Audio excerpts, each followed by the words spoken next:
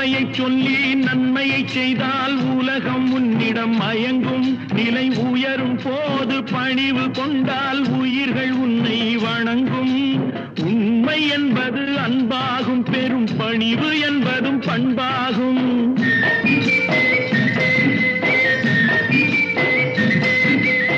உண்மை என்பது அன்பாகும், பெரும் பணிவு என்பது பண்பாகும். இந்த 4 கட்டளை அறிந்த மனதில் எல்லா நன்மையும் உண்டாகும், எல்லா நன்மையும் உண்டாகும்.